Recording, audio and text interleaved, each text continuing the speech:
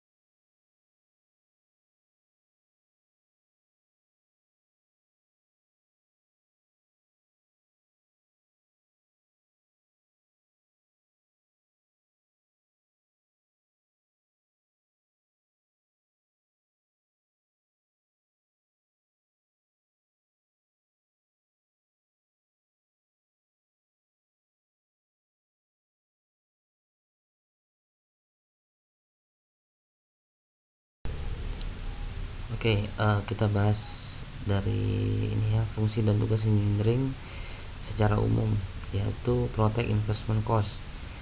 Jadi mencegah agar investasi yang dimiliki oleh pemegang saham tidak sia-sia.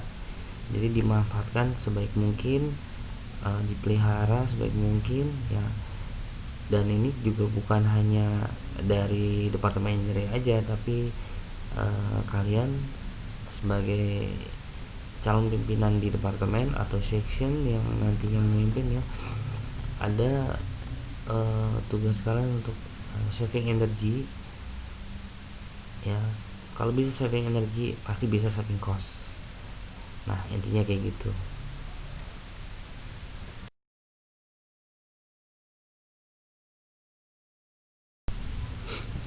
Nah, ini yang menekan sekecil mungkin ya biaya pemakaian tenaga listrik. Ini nggak bisa kalau cuma dari departemen engineering, tapi harus dari kalian para pimpinan departemen ya, pimpinan section. Ini ngebantu bagaimana seefisien mungkin pemakaian listrik ya.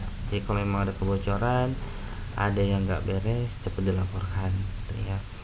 Terus yang E, memperkecil kemungkinan terjadi masalah-masalah yang dapat menimbulkan kerugian kecelakaan dan kekacauan dalam operasi kegiatan hotelnya. Ini mesti efektif, itu SOP-nya mesti berjalan. Ya, kita lanjut ke fungsi teknis dari departemen engineering, yaitu menyangkut hal sebagai berikut: perawatan dan pemeliharaan bangunan gedung dan fasilitas milik hotel ya. Semua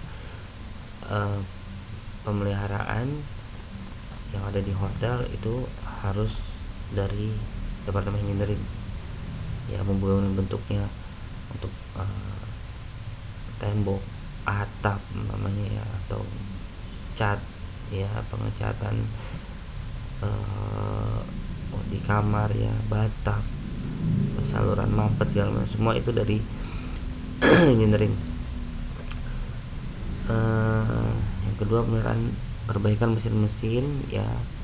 Mesin-mesin ini banyak, di housekeeping banyak, di kitchen juga banyak ya, laundry yang besar-besar. Nah, itu ada, itu semua juga dari engineering. Terus pengaturan ventilasi kamar ya, ini juga engineering. Pengaturan alat pendingin ya, apalagi kalau pakai AC sentral. Kalau ada yang nggak beres ya, kita sebagai pimpinan di departemen lain harus segera melapor. Ya, ada bunga es atau yang paling ini nggak dingin AC-nya gitu ya, atau keluar apa namanya asap. Nah, asap walaupun asap dingin tetap harus dilaporkan karena itu udah mulai nggak beres gitu ya. Yang kelima, pemasangan, perawatan, perbaikan sistem saluran TV dan video. Ini juga ini biasanya dilaporkan sama tamu nih yang di kamar, yang komplain, terus lari ke housekeeping baru ke engineering. Terus yang keenam, perbaikan dan pemeliharaan kendaraan hotel ya. Ini walaupun sekarang udah nggak banyak ya, tapi kalau memang ada itu juga engineering, perawatan ya. Nah, spare part ya, servis berkala dari kendaraan itu juga engineering. Kalaupun memang bukan orang engineering yang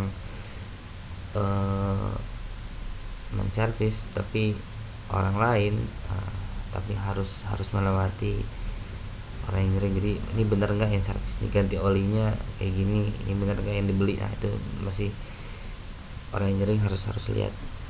Yang tujuh, pemasangan, pemeliharaan dan perbaikan pesawat telepon juga ya, PABX nya apa yang nggak beres itu juga harus engineering dulu yang lihat. Kalau memang nggak bisa, kita baru panggil orang luar diganti atau diperbaiki aja. Oke, lanjut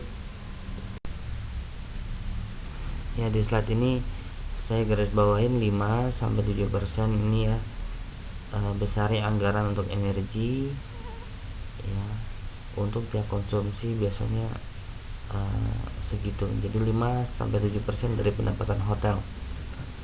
Yang ideal segitu, nggak boleh lebih ya. Kalau lebih, chief engineeringnya pasti ditanya, ini di mana yang bocor, ini ada masalah apa. Nah ini juga bukan semata-mata cuma tugas dari departemen engineering ya. Departemen engineering kan ibaratnya cuma mencatat pemakaian listrik, air atau gas ya, dari departemen kalian itu seberapa. Nah kalau tidak ideal, ini kita cari tuh, mungkin peralatannya sudah lama ya, atau ada petugas apa ya yang kurang memahami cara biar efisien tuh ya. Harusnya kompor itu mungkin bisa sedikit aja apinya dipakai terus, atau dibiarkan nyala dia tinggal ya, kayak gitu ya mungkin ya. Nah, itu yang tahu dari departemen kalian bagaimana cara mengidealkan dari energi ini biar akhirnya nanti bisa save ya. Saving energy, saving cost, itu dia ya. Di slide ini saya tekankan di life cycle cost ya. Analisis ini lebih mempertimbangkan umur ekonominya daripada umur teknisnya ya. Umur ekonomis, jadi berapa tahun barang bisa produktif dalam memberikan keuntungan pada hotel, sedangkan umur teknis yang diperhitungkan sampai berapa tahun lamanya barang tersebut bisa produksi dalam perusahaan.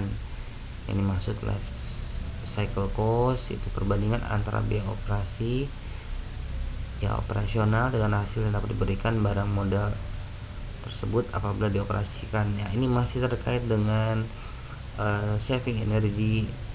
Jadi kalau memang ibaratnya apa ya, mesin laundry itu harga 1M ya. Nah tapi pemakaiannya menghabiskan listrik ya, listrik atau gas yang banyak gitu. Nah ini jadi nggak saving gitu. Mau nggak mau ya udah, kita harus jual, walaupun keadaannya sebenarnya masih baik, masih bisa, nggak rusak, tapi kita masih jual. Kita lelang ya, kita tawarkan ke hotel lain. Kita kemudian beli yang baru yang lebih save listrik. atau saving yang gasnya juga. Nah, itu kira-kira kayak gitu. Jadi kita harus mempertimbangkan itu. Seperti kendaraan ya 5 tahun sekali ya, 5 tahun sekali ganti gitu. Itu bukannya kok seperti ini banget boros gitu. Sebenarnya malah itu lebih irit, karena di tahun kelima, keenam, ketujuh itu udah mulai ada spare part yang harus ganti, dan itu biayanya mahal, biaya untuk pembongkarannya, biaya spare partnya gitu. Jadi lebih idealnya untuk ya ganti aja itu, karena kedepannya ntar lebih banyak jajannya gitu, kira-kira gitu ya. Life cycle cost ini ada beberapa elemennya ya: initial cost, pemasangan ya, instalasi, kemudian ada operation cost ya, biaya pembangkit listrik ya, terus pengoperasian kegiatan perlengkapan atau yang dipakai, terus ada fixed cost, ini asuransi, pajak bangunan. Nah, kalau tax implication itu bedanya, ini pajak pendapatan. Jadi berapa pendapatan dari hotel, nanti ada pajaknya ya. Biasanya kalau sebuah produk di hotel tuh ada tax and service. Nah, tax ini masuknya ke tax implication ini. Yang selanjutnya ini juga penting ya. Ini saya berikan tabel kemampuan hantar arus. Jadi nggak sembarangan kabel ya. Di kelas waktu itu pernah saya bahas ya. Saya ingatkan lagi. Jadi untuk kalian yang umum di rumah dulu ya, kita coba dicek di rumah dari kabel-kabelnya, kemampuan bawa arusnya berapa. Jadi kayak AC umpamanya dia setengah PK itu kira-kira 450 sampai 550 ya wattnya ya. Itu berapa ampere ya, dicek ampernya ya, kemudian dicek kabelnya. Nah, berapa milimeter persegi. Nah, ini penting, karena kalau tidak seimbang atau tidak layak, ini biasanya nggak kuat, kebakar. Nah, ini jadi kebakaran gitu ya. Ini mesti diingat, mesti kita tahu gitu. Nah, selanjutnya ada jenis-jenis arus listrik, ada DC dan AC. Paling nggak kalian harus tahu ya membedakan AC dan DC. Yang gampang gini aja, kalau AC itu dari PLN ya, itu bolak-balik ya, bergelombang ya. Kalau DC itu baterai, itu aja. Jadi kayak handphone ya, itu ada baterai kan. Motor dia pakai harus DC itu. Mobil ya kan ada aki ya, itu pakainya DC. Nah, terus gimana kalau ada peralatan DC tapi kok dicoloknya ke PLN gitu. Nah, berarti di peralatan tersebut ada konverter yang merubah dari AC ke DC tuh, atau sebaliknya tuh. Jadi umpamanya di mobil dia mau pakai penanak nasi ya, Magicom, atau penghangat air ya, pemanas air, itu bisa pakai yang di rumah tuh. Bahkan mobil pakainya DC. Nah, peralatan di rumah itu peralatan AC. Nah, itu perlu ada konverter tadi saya bilang ya. dirubah dulu arusnya yang dari aki masuk ke konverter. Nah kemudian yang dari Magicom atau penanak nasi tadi kita colok, nyala. Nah kayak gitu ya, jadi mesti tahu bedanya arus AC arus DC. Oke, lanjut ke power supply pada gedung. Nah, ini arus listrik yang dari PLN ya. Umpamanya keadaan mati lampu ya, tahu-tahu PLN touch keputus. Nah itu masuknya ke ATS ya, ke ATS baru masuk ke genset ya, baru bernyala ya. Nah ini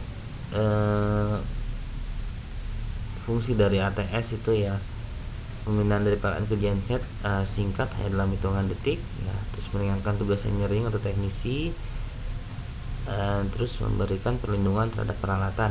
Jadi nggak sampai mati peralatan ya, TV di kamar atau lampu ya di seluruh area nggak sampai mati. Nah ini nge-save di ATS, langsung masuk genset langsung nyala. Nah ini kalau yang sudah hotel-hotel yang sudah maju sudah harus pakai ini, karena kalau zaman dulu mesti mati dulu ya berapa menit ya, cari orangnya, orang-orang engineering untuk nyalain genset, kemudian baru nyala gitu. Malah yang zaman dulu lagi lampu-lampunya beda, karena kalau genset kan DC, nah kalau PLN itu AC, itu beda lagi ya, tuh udah lebih rumit lah. Kalau sekarang karena ada ATS, apalagi yang sudah sistem komputer, sistemnya lebih bagus, lebih enak gitu. Jadi kalau nanti di hotel ada yang masih mati dan belum ya mati lampu dan masih menunggu lama, yang saya tidak langsung menyala, berarti dia belum pakai ATS gitu, kira gitu.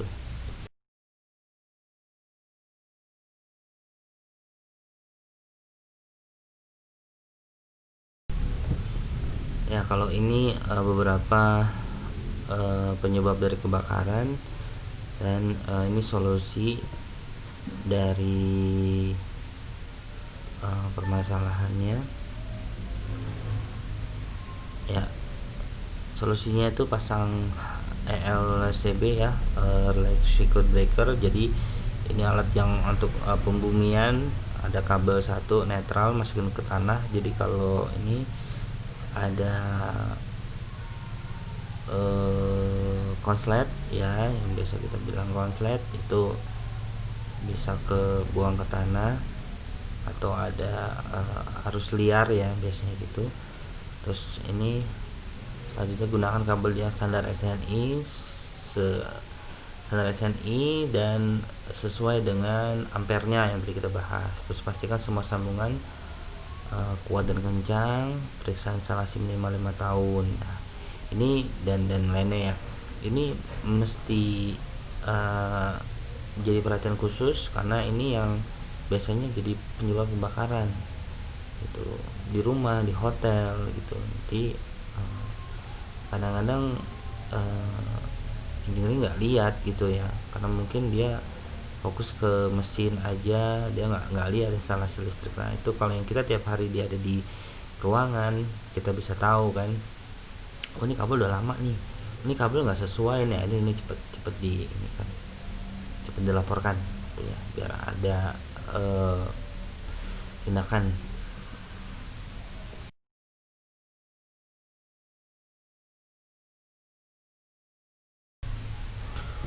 Nah mencegah bahaya sentuh ya, bahaya kebakaran dan juga bahaya sentuh, yaitu adanya setrum saat anggota tubuh menyentuh bagian tegangan listrik.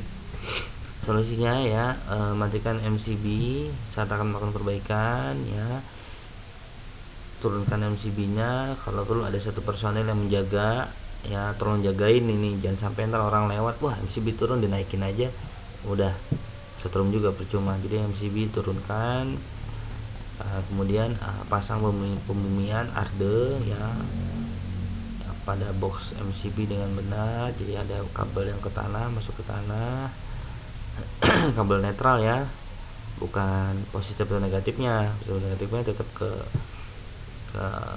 saluran instalasi listrik. Terus gunakan alat bantu tes pen untuk memeriksa arus ya. Terus pasang LCB dengan ukuran 30 mA sebagai pengganti saklar utama di box MCB ya. Ini juga mesti jadi perhatian untuk mencegah kebakaran.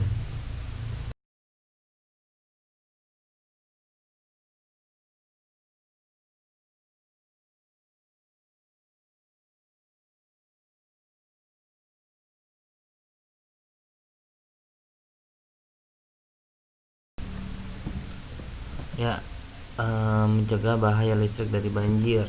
Ini juga menjawab kemarin ada yang tanya gimana pas restoran saya banjir, restoran tempat saya kerja banjir. Nah pas lagi udah surut apakah kita bisa langsung? Nah saya bilang jangan langsung dulu ya, bisa baca yang ini ya. Ketika banjir melanda segera matikan MCB, cabut semua stiker dan alat elektroniknya. Ini kipas banjir. Nah pas surut lepas semua komponen instalasi, dikeringkan dulu ya, stop kontak, saklar, fitting lampu ya. Ini dibersihkan, dikeringkan, saya benar-benar kering yakin ya. Karena masih air setetes saja itu bisa membuat konslet. Terus keringkan juga bagian headers. Headers itu penutup dari instalasi ya, yang dari 4 kabel atau 3 kabel biasanya itu ada headers, misalnya di Google kalau mau ini. Terus setelah semua kering baru pasang kembali semua komponen ya. Terus setelah yakin naikkan MCB satu persatu ya untuk menguji stop kontak dan menghidupkan lampu. Kalau udah oke semua dicek ya, nggak ada asap, nggak ada bau kayak bau kabel kebakar gitu ya, berarti sudah oke. Bisa kalau ada ini lagi turunkan MCB cepat gitu. Jadi ada satu orang yang menjaga MCB, ada satu yang ngecek. Nah kira-kira gitu kalau penanganan listrik pasca banjir ya. Selanjutnya bahan baku cat. Nah ini ada tadi Chester, ada solvent, pigmen, ada adiktif ya. Masing-masing ada fungsinya bisa dibaca. Nah ini cat minyak ataupun cat tembok harus ada bahan ini. Oke lanjut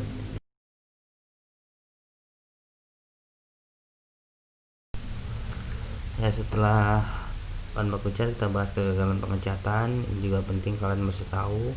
Ada blistering ya, flaking ya, pengelupasan, perubahan warna ya, pengikat cat diserang oleh larutan garam kimia ya, garam alkalis. Lanjut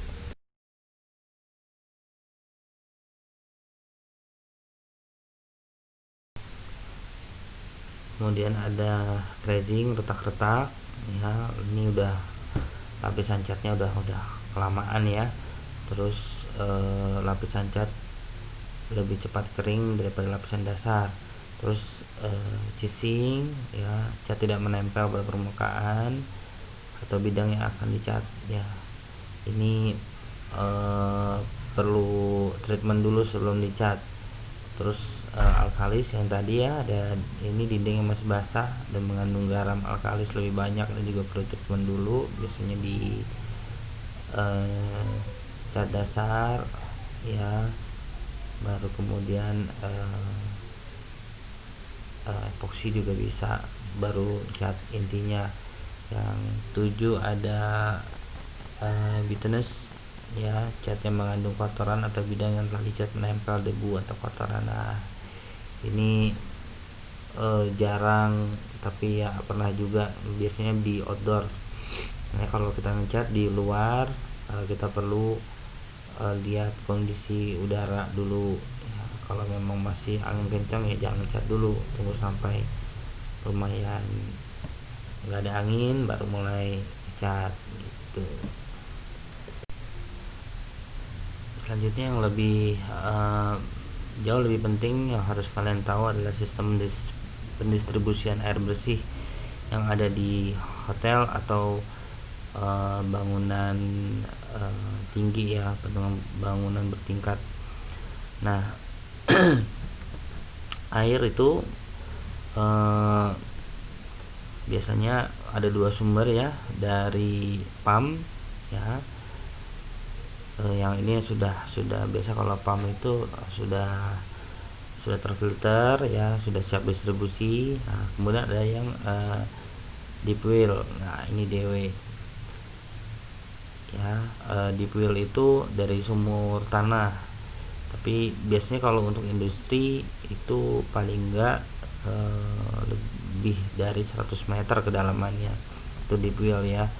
Kalau di rumah kita mungkin kisaran 15 sampai 40 aja itu udah bagus, kecuali yang daerahnya perlu lebih dalam ya mungkin bisa, tapi nggak ada yang sampai deep well gitu. Kalau deep well lebih dari 100. Oke, kalau deep well nanti masuknya ke ini raw water tank ya, difilter dulu ya, kemudian masuk ke pompa. Nah, pompa masuk ke clear water tank. Nah, clear water tank ini bisa bareng sama air dari pump dari sini. Nah, kalau udah nanti pakai pompa juga ditarik ke atas ya, ke roof tank.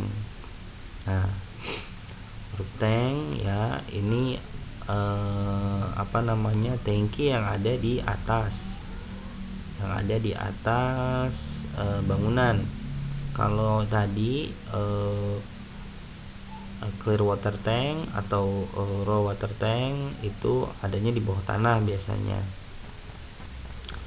karena dari ini juga ya, tempatnya biar nggak makan tempat gitu loh. Kalau tempatnya luas banget ya mungkin bisa sih dia di atas tanah kelihatan, tapi kan karena makan tempat ya di bawah tanah, jadi ntar atasnya mungkin bisa dipakai untuk yang lain gitu. Tapi tetap harus ada pintu atau celah, biar nanti kalau ada apa-apa kita bisa periksa langsung ya. Oke, lanjut ke ini tadi, air dari atas ya, langsung masuk ke BP ya, booster pump. Nah, booster pump langsung ini untuk lantai 4 ke atas harus pakai booster pump, biar biasanya kamar-kamar di atas ya ini showernya biar kenceng, nah pakai booster. Tapi untuk di bawah 4 ya, 1 2 3 atau ground itu nggak perlu, karena dari tank biasanya pakai gravitasi aja airnya udah kenceng itu. Jadi kalau di rumah kita mau pakai kita mau air kencang tapi nggak mau pakai mesin tambahan, ya paling enggak mesti di atas 4 lantai taruh tankinya gitu ya. Tapi kalau kayak gitu ya mesti ada pompa tambahan di instalasinya untuk bisa naik ke atas, karena kalau cuman pompa dari mesin air ya, dari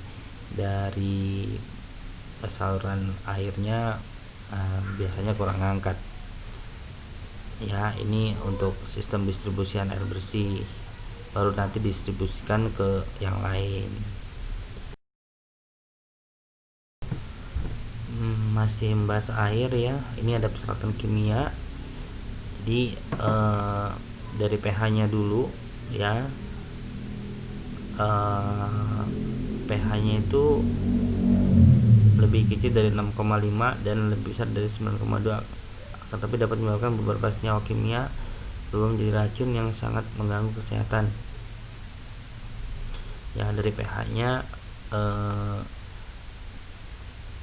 kualitas air minum harus yang segitu. Terus dari kesadahan juga ya, kesadahan itu ada dua macam ya, sementara dan permanen. Kesadahan sementara akibat keberadaan kalsium dan magnesium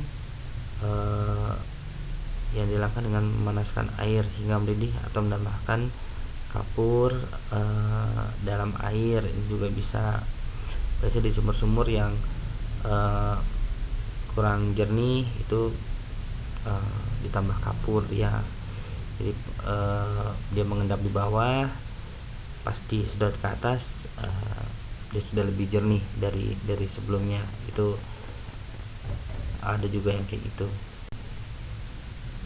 Nah, kalau pengertian pH ini tingkatan asam basa suatu larutan yang diukur dengan skala 0 sampai 14. Tinggi rendahnya pH air sangat dipengaruhi oleh kandungan mineral lain yang terdapat dalam air. pH air standar itu 6,5 sampai dengan 8,5. 7 lah ya kalau ini ya. Air di bawah 6,5 itu asam, sedangkan di atas 8,5 sebutnya basa. Ya, jangan kebalik. Terus pH yang ideal untuk swimming pool itu 7 sampai 7,6. Di terus klorinnya yang normal itu 1,0 sampai 1,5. Alat untuk mengukur pH itu test kit. Jadi kalau dites dulu ya, kalau memang kurang pH-nya ya itu ditambahkan kaporit tuh. Tapi juga jangan sampai terlalu banyak, ntar bisa basah. Ini lebih bahaya ke mata, ke kulit gitu ya. Kadang-kadang yang merawat kolam renang itu karena males, mungkin ya harusnya tiap hari dia bersihkan. Seminggu sekali aja dia lempar kaporit banyak, akan jernih terus. Memang tiap seminggu itu dia akan jernih dan dia nggak usah repot-repot lagi. Tapi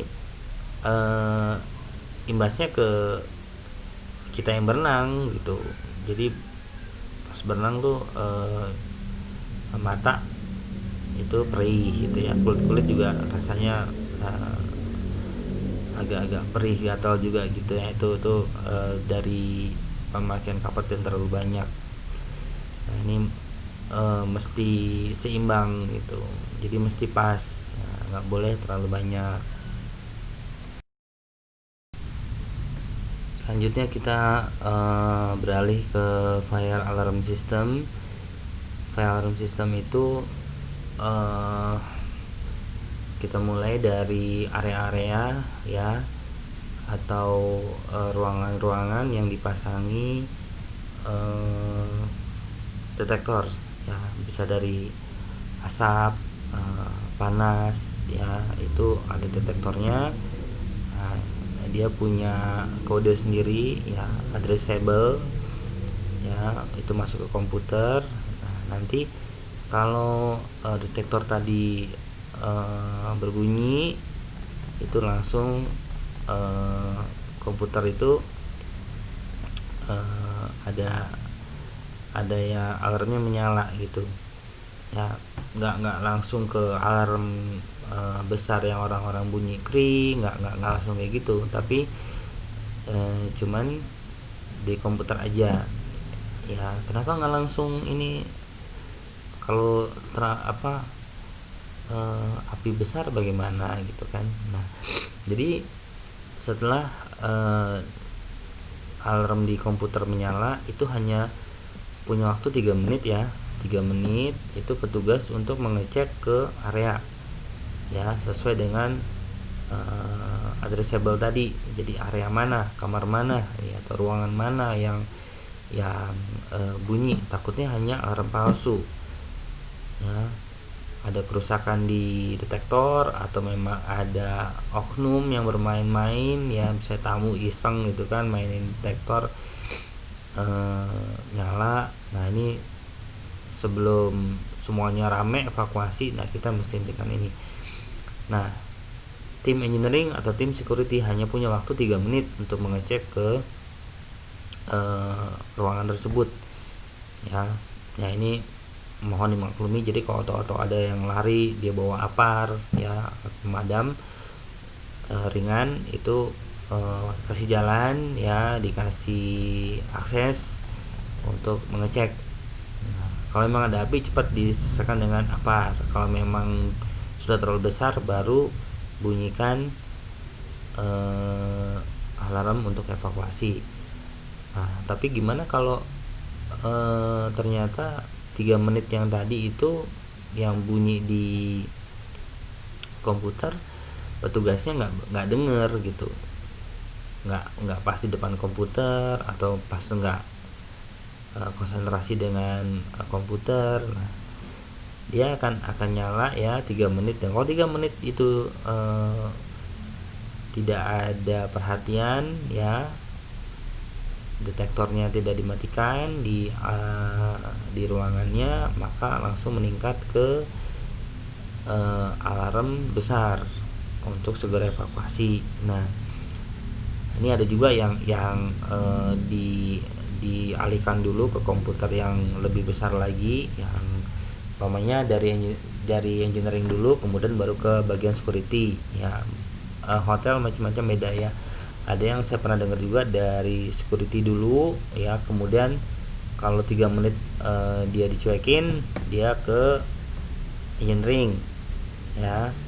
Ada juga yang begitu nyala dia langsung itu ya engineering sama security bunyi, tapi kalau 3 menit nggak ada tindakan langsung ke FO.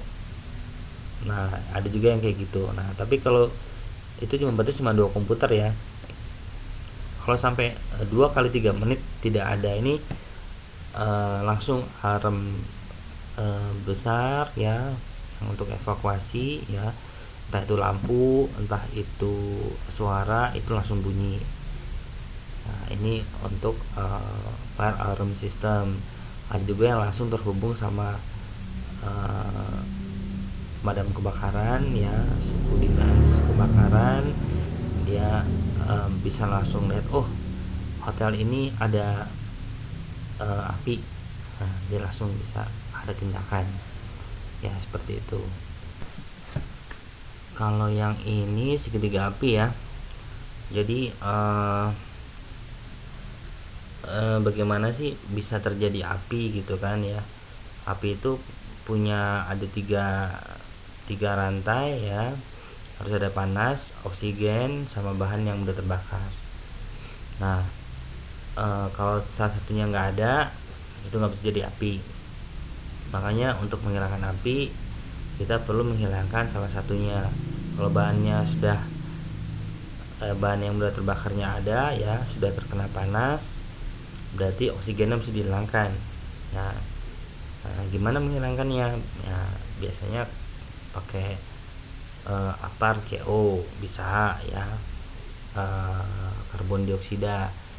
Jadi oksigennya disemprot karbon dioksida, hilang. Nah, panasnya apinya bisa hilang, apinya padam. Atau pakai fire blanket ya, atau kalau di rumah nggak ada fire blanket bisa diganti karung basah, atau kalau terlalu ini juga yang kain yang tebal ya, kalau memang darurat sekali, handuk atau spray ya, apapun yang masukkan ke air dulu, kemudian tutup. Nah, itu biasanya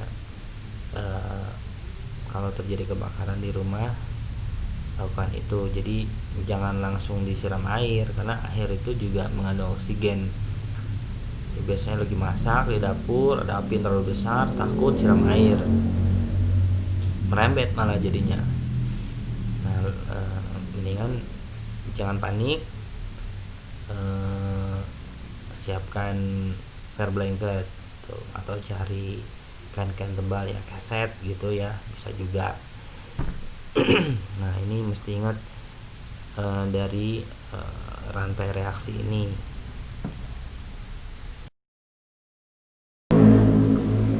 Selanjutnya cara menggunakan apar atau alat pemadam api ringan ya. Saat dari kebakaran yang penting jangan panik dulu ya, cari apar ya. Kalau sudah dapat ya, biasanya ada di tutup kaca, pecahkan kacanya, nggak usah takut, bisa pakai sepatu, bisa pakai tangan tapi yang ditutupi kain ya, atau barang yang terdekat apapun memang untuk memecahkan kaca ya. Atau kalau memang tidak ada kacanya, bisa dilepas dari pengaitnya aja. Pertama, tarik atau lepas pin pengunci ya. Sebelum ada pin biasanya ada juga yang pakai apa sih,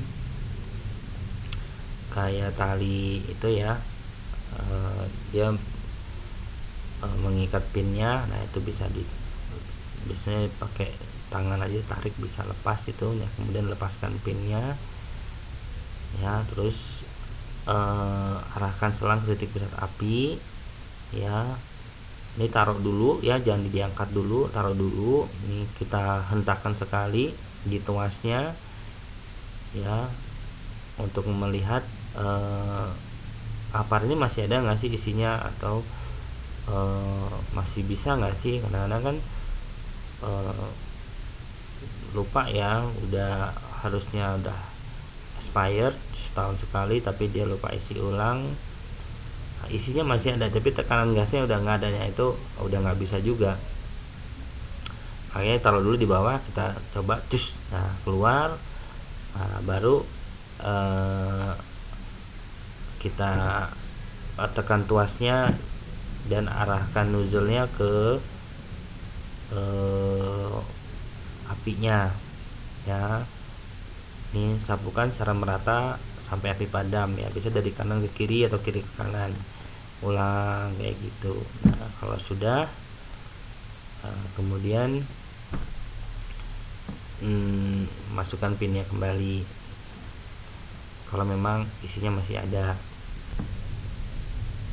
Selanjutnya adalah tabel luas ruangan dan kapasitas AC yang dibutuhkan. Ini juga penting, karena AC kalau ruangan terlalu luas dengan PK yang kecil juga tidak memadai ya. Ruangan kecil tapi dengan PK yang sangat besar, lebih besar, itu juga boros listrik dan terlalu dingin, malah jadi nggak efektif ya.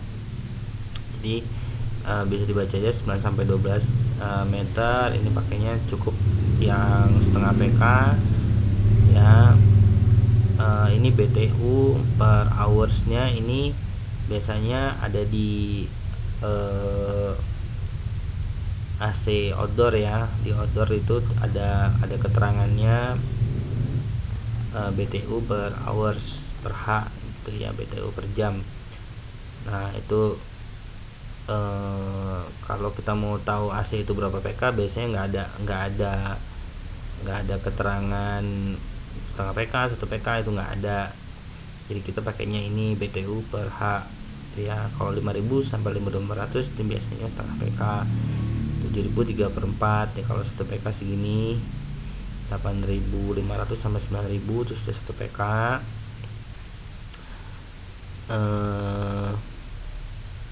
Untuk 2 PK ini sudah 18.000 ya. Ini untuk ruangan yang lebih besar dari 36 meter persegi. Ini bisa. Nah kalau untuk setengah PK ini 320 watt sampai 570. Ada sih beberapa merek AC yang sekarang udah low watt ya. Ya mungkin minusnya dia agak lebih lama aja gitu untuk meninggalkan ruangan, jadi butuh 5-10 menit. Kalau saya sih nggak masalah ya, tapi kan ada orang yang pengennya nyala nggak berapa menit langsung dingin semua, itu ada juga. Tapi yang buatnya emang besar, ada setengah PK gitu. Jadi itu kembali ke kita masing-masing. Yang penting ukuran dengan PK itu harus sesuai tuh, dan harus dilihat juga kemampuan listrik di rumah. Pamannya rumah mau pakai atau kantor mau pakai. Di rumah cuman listriknya 900 tapi mau pakai AC 1 PK ya nggak bisa. Itu ya, karena untuk daya listriknya aja udah 750 sampai 900 watt ini untuk 1 PK. Nah, ya ada malah yang 1 PK tuh sampai 1000 ada juga sih. Nah, ini nggak bisa, jadi kita mesti lihat, oh rumah kita cuman 1300 ya, setengah PK aja, atau paling tinggi 3/4. Nah, itu udah udah ideal lah gitu. Jadi mesti bisa mengukurnya dari sini. Selanjutnya daftar golongan pelanggan listrik non subsidi. Nah, ini kita beralih ke listrik. Ini daftarnya ya, untuk 1300, 2200, 3500 dan seterusnya itu adalah non subsidi. Di bawahnya 1300 ada 900 dan 450. 450 ya biasanya untuk rumah-rumah di daerah itu masih disubsidi sama pemerintah. Jadi karena pemakaiannya kecil, nah itu ada pemotongan juga di biaya pemerintah. Jadi ngebantu lah ya. Nah, untuk 900 itu juga ada data terbaru yang kemarin karena pandemi ini kan dibantu pemerintah juga listrik ya. 900 itu ada yang disubsidi, ada yang enggak. Nah, ini mungkin dilihat dari datanya, oh dia mampu jadi nggak perlu. Oh dia 900 tapi memang tidak mampu. Nanti data dari RT, dari kelurahan. Nah, ini ke PLN.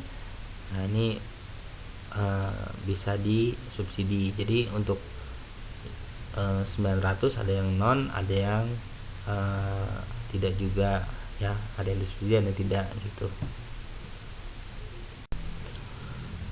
Untuk hitungan listrik non subsidi atau non subsidi ya, masih seperti UTS kemarin sama. Jadi kalian perlu lebih konsentrasi lagi ya, sabar dalam menghitung, tenang ya. Dilihat ini subsidi atau enggak. Nah, terus biaya bebannya atau abodemennya berapa, PPJU nya berapa, dari kota mana, itu kan biasanya PPJU ya. Nah, nanti langsung dihitung ya, masih sama sen awal setengah sen akhir. Jadi untuk hitungan ini karena waktunya hanya dari panitia kampus ya, panitia UAS ini hanya dikasih 60 menit aja. Walaupun kalian mengerjakan di rumah secara online, tetap saya nggak tega deh kayaknya. Ya udah, jadi hanya ada 2 aja yang saya bisa kasih. Kalau nggak listrik ya hitungan air. Kalau gas karena terlalu rumit, dan saya juga sadar saya nggak bisa ngajarin lebih mendalam di kelas, nggak ada latihan dengan kalian. Makanya itu saya tidak cantumkan di soal UAS.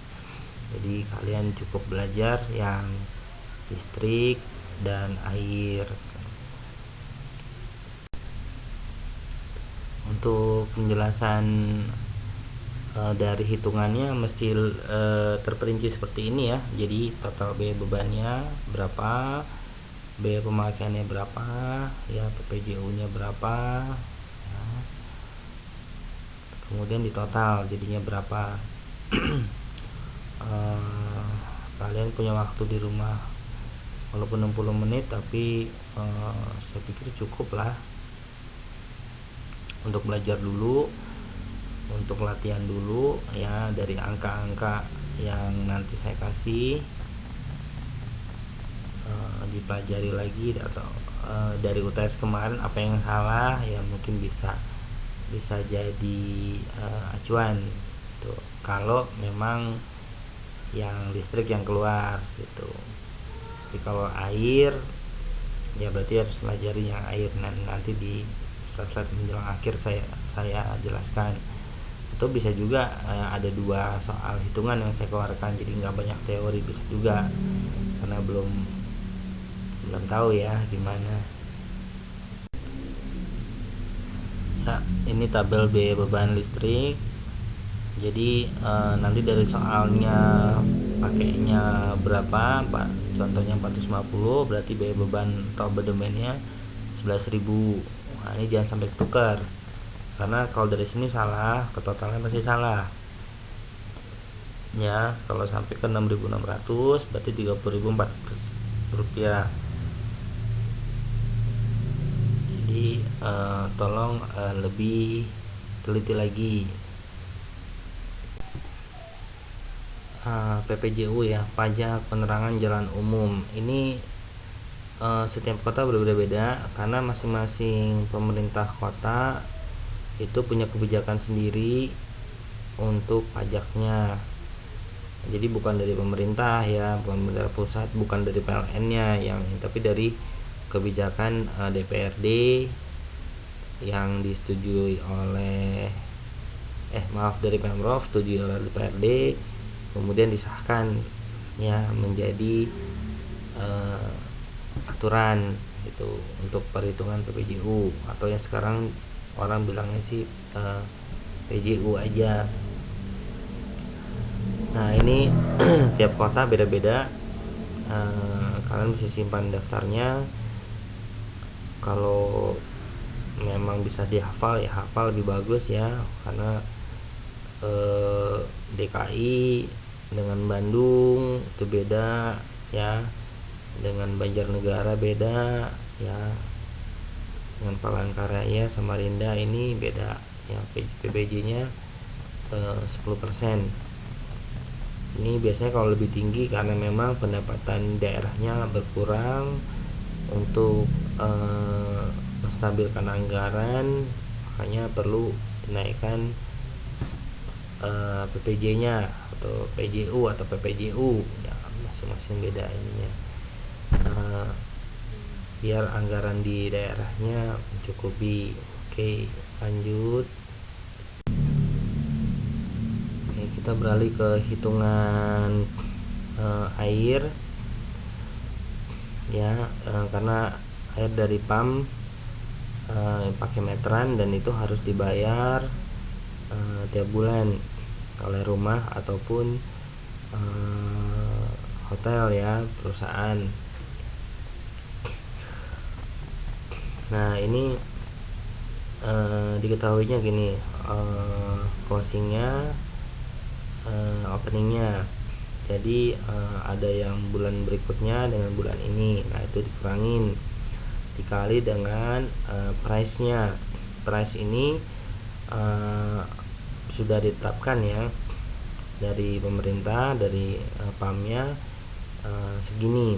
Untuk tahun ini sepertinya belum ada perubahan ya. Untuk main cost itu adalah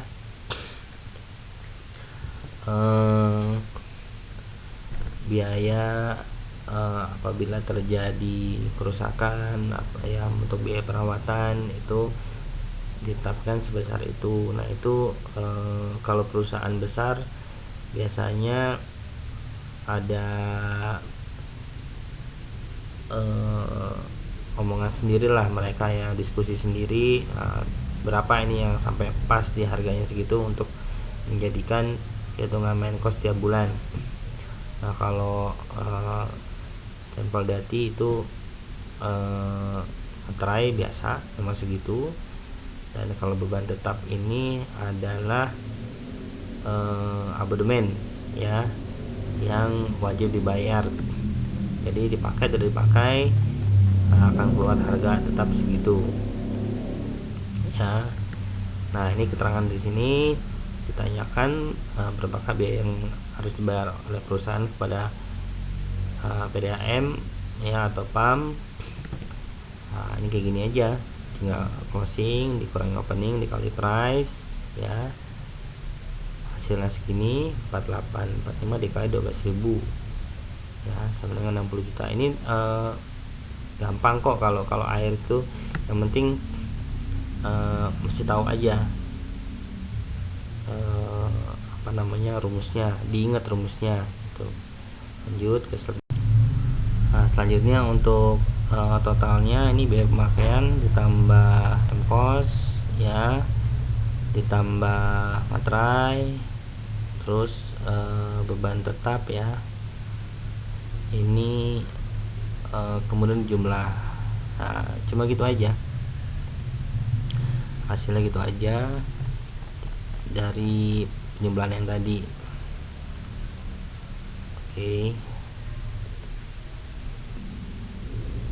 Oke, yang terakhir, penutupan. Saya mohon maaf ya kalau materinya mungkin kurang atau penjelasan saya juga kurang baik, suaranya juga kurang enak karena saya lagi flu, terus ini mic-nya juga kurang bagus, jadi ya apa adanya lah ya.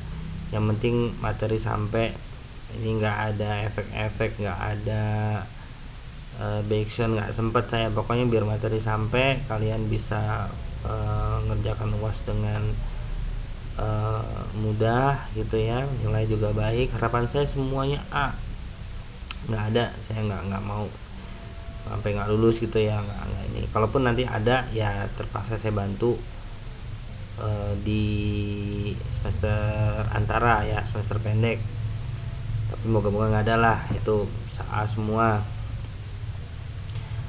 Oke, selamat UAS, selamat mengerjakan. Jangan lupa baca doa, teliti ya dalam menghitung. Ada 2 hitungan yang akan keluar,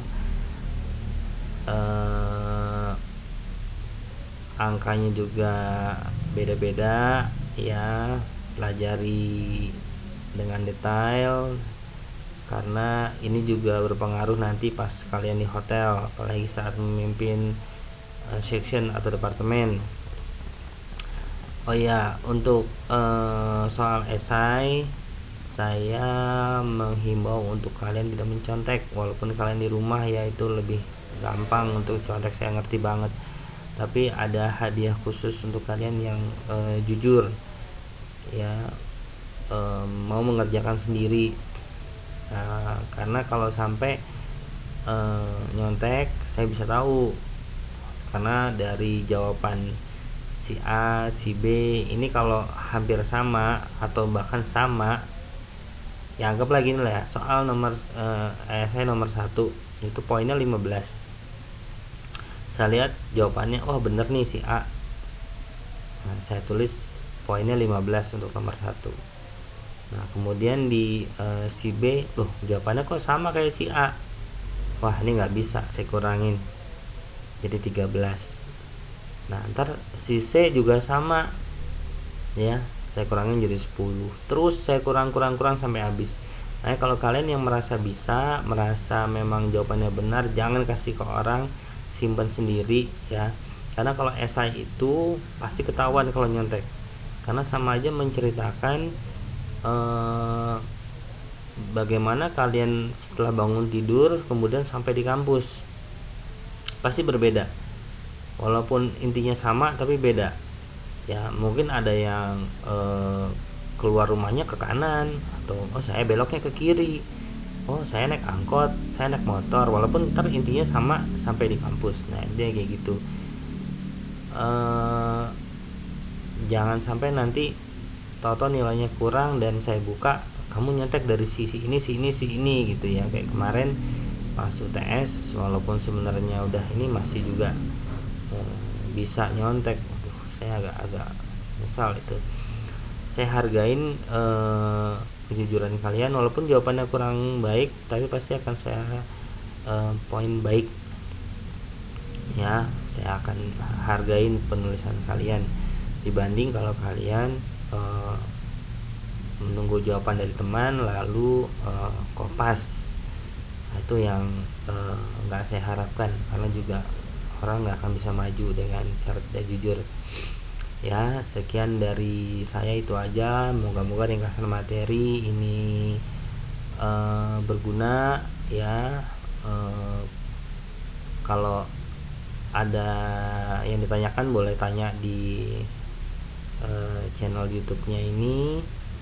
Oh ya, ada poin tambahan ya sekitar 10 sampai 15 poin lah kalau kalian bisa satu paket ya. Subscribe, bisa komen, bisa like juga di YouTube ini ya. Jadi ya itu nilai satu esai lah gitu. Oke, gitu aja dari saya. Wassalamualaikum, semoga sukses semua. Terima kasih.